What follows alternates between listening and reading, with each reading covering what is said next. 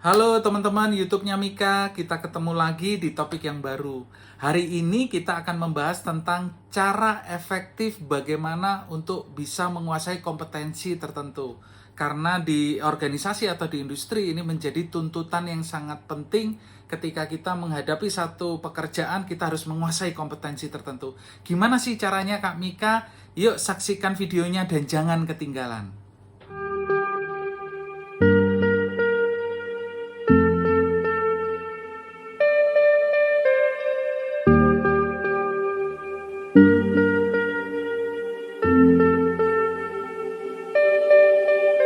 Halo teman-teman YouTube-nya Mika, kita ketemu lagi di episode yang baru teman-teman.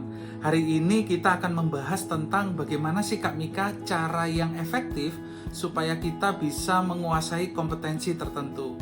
Seperti yang kita ketahui teman-teman, kalau kita bekerja di industri organisasi atau ketika kita beraktivitas di dalam dunia profesional, kompetensi merupakan hal yang sangat penting untuk kita bisa mengekspresikan, untuk kita bisa menunjukkan karya dan performansi dari hasil kinerja kita.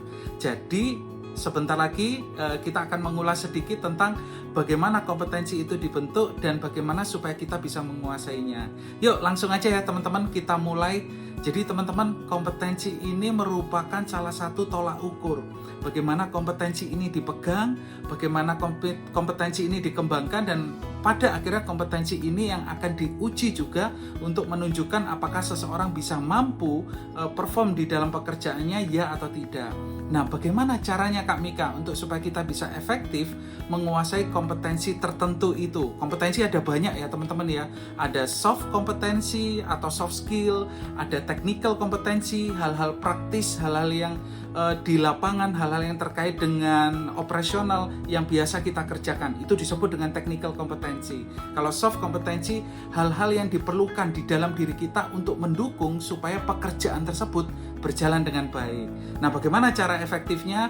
Ada 4 teman-teman, ada 4 siklus, dan ini juga saya pakai selama saya berkarir, dan semoga ini bisa bermanfaat juga untuk teman-teman bisa menguasai kompetensi tersebut. Yang pertama itu adalah belajar.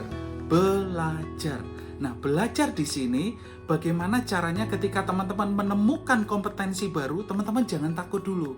Ketika menemukan kompetensi tertentu dan harus mempelajari itu, maka teman-teman masuk ke dalam satu fase yang disebut dengan belajar. Nah, di belajar ini teman-teman mengekspresikan bagaimana teman-teman bisa menguasai knowledge-nya, pengetahuannya. Kemudian teman-teman juga mengasahnya dalam skill itu sendiri, dan teman-teman mengekspresikannya dalam attitude.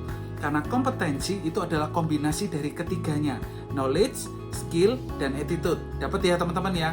Dan belajar di sini adalah kesempatan kita untuk menimba ilmu sebanyak-banyaknya teman-teman.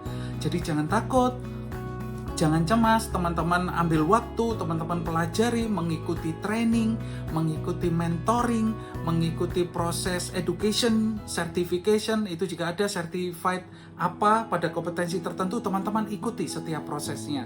Di belajar ini outputnya adalah teman-teman tahu sesuatu dan teman-teman pernah mempraktekannya, tahu sesuatu dan pernah mempraktekannya. Jadi ada pengalaman di sana. Nomor 1. Nomor 2 setelah belajar, nomor 2 adalah berlatih.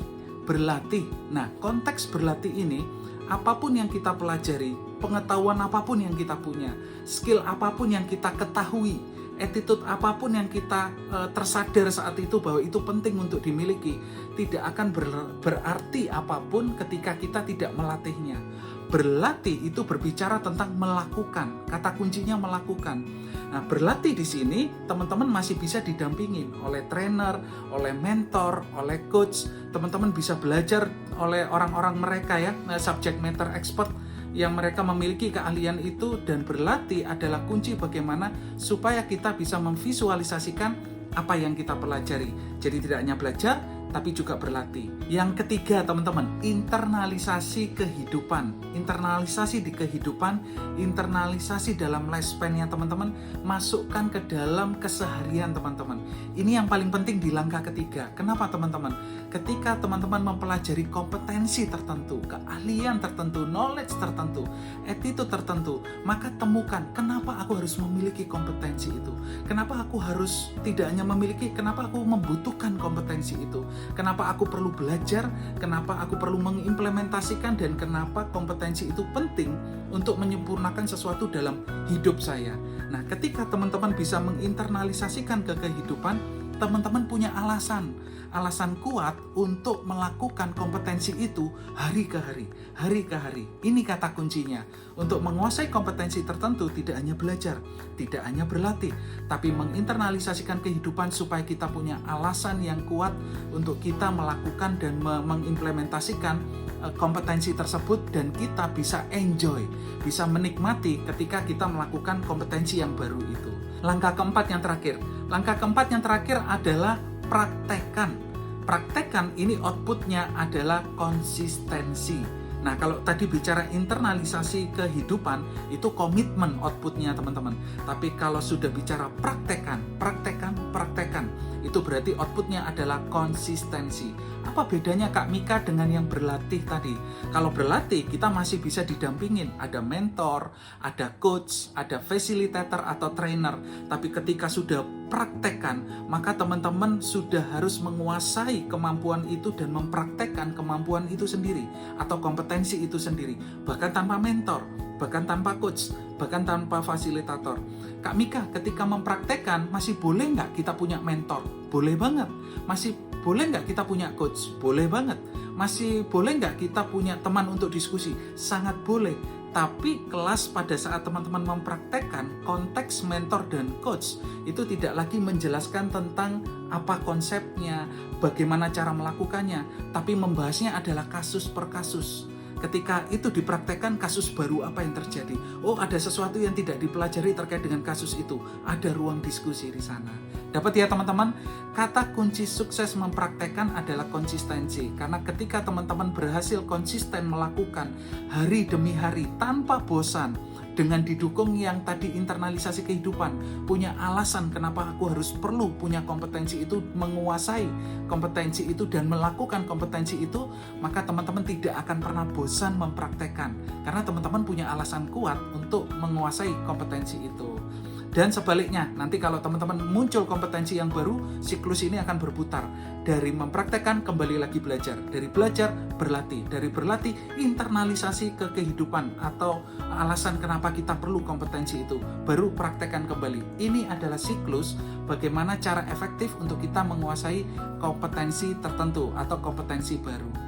Itu aja teman-teman, semoga bermanfaat dan mengingatkan ini masih pandemi, jangan lupa gunakan masker, jaga jarak, mencuci tangan, dan jangan lupa juga menjaga pikiran kita, karena dari pikiran kita bisa menjadi sehat atau sakit. Itu aja teman-teman, sampai ketemu di episode berikutnya. See you guys!